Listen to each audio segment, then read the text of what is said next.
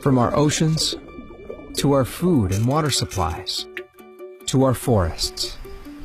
Climate change is affecting species, environments, and communities everywhere.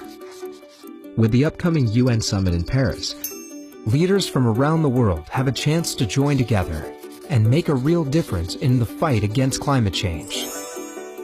5 years ago, world governments pledged to cut carbon emissions in order to keep the average global temperature increase below 2 degrees Celsius. That's what's needed to limit the worst effects of climate change, according to the best science. Ahead of Paris, more than 150 countries submitted national targets for reducing emissions.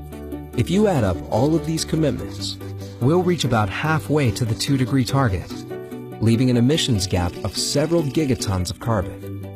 In Paris, leaders can create a plan that addresses this gap, but it'll take a new era of cooperation between governments, businesses, and communities of developing and developed nations to acknowledge the emissions gap and take the steps needed to close it. Governments can move beyond negotiation and focus on cooperative problem solving, working to cut emissions domestically, while partnering with other nations to make an even bigger impact.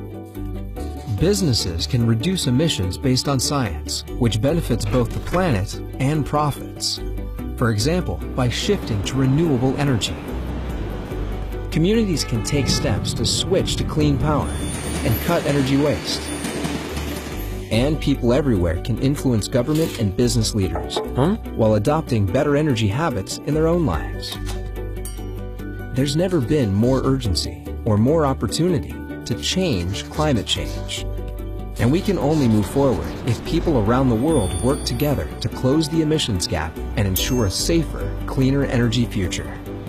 Visit WWF to learn more and discover ways that you can help.